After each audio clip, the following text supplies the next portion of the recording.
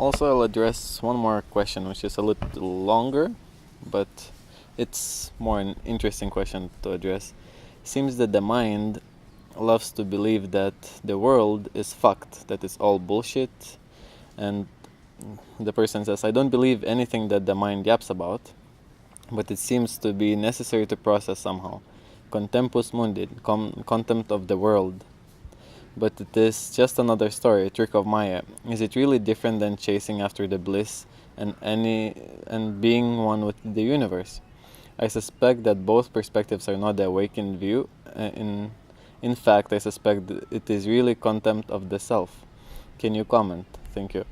So, in this question, we see that there is, so to say, dissatisfaction of this mini-me, the mind, Mr. Mind, who loves to believe that the world is fucked and it's all bullshit. And to a big part, it is true. The world is really fucked up and it's all bullshit, and it's really crazy how it is. And this is a natural sense to have this contempt about the world, because what can we do?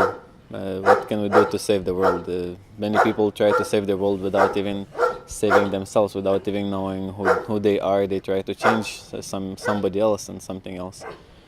So the more you do it, the more you, in a way, fuck up the world. Now, one thing that I remember my friend has told me, and it really stuck with me, is that doesn't matter how fucked up world is, it still somehow works. It still works somehow, and thus, in a strange way, it's a beautiful thing that no matter how messed up the world would be, it still somehow functions, somehow works, and people still manage to live in. Of course, it could be way better. Of course, it could be a much more beautiful place and much more beautiful way to live here if it wasn't like this. However, it is how it is, and no matter how messed up it is, it still works.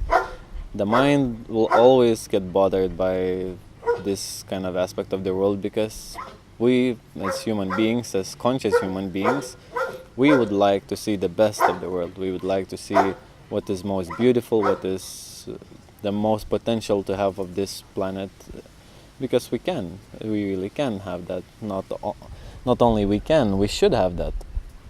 Yet that will only come with a conscious choice and actually evolution in your own awareness, in your own consciousness, to perceive that world to be that way. As of this moment, many people are not concerned of that. Many people are still concerned of their personal, self-identified, egoistic desires of the world. That's why we see what we see. And is this just another trick of Maya? Well, not really. This is how everything is. In a way, you can call it trick of Maya, but that's just a natural state to experience, and many people, not just you or anyone else, is sharing the same experience. We cannot really like the things that we dislike, even though we would have this awakened view that everything is perfect, everything is great. Truthfully, none of us really enjoy to see people suffer if we're conscious of it. We'd like to see people thriving. We'd like to see people being happy, because our own desire, our own innermost desire, is to be happy. Just as anyone else, they want to be happy. They want to live a happy life. So is anybody else. And if seeing that somebody is being deprived from that kind of ability to live a happy life, it creates a contempt of the world, which, knowing that the deprivation is created by those beings who could provide the thriving of the people, is sad and disgusting sometimes. However, we live in this world. So now, another part of the question is it really all that different than chasing after the bliss or being one with the universe? And this person says that she's suspecting that both perspectives are not awakened view, and in fact it's really contempt of the self. It really, like, this wouldn't be anything else much different than chasing bliss, enlightenment, or being one with the universe or whatever, just as trying to get rid of this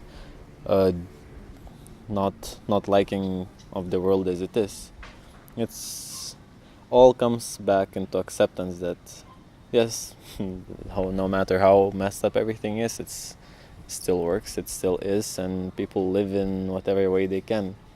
So now what we can do in awakened view, whatever way you would want to call it, if there is such thing as an awakened view, what we can do is just accept that things are as they are, and by us being conscious and doing whatever we can to produce the best living results that we can do out of our life, just perhaps with our own actions influencing one or two beings around us, that is enough, because those few beings may influence another few beings, and it's all that matters is to be the change that you want to see in the world, as someone, Gandhi or whatever, said, that you really have to start from yourself. When you start from yourself, when you start from your own personal experience, things start to change around you.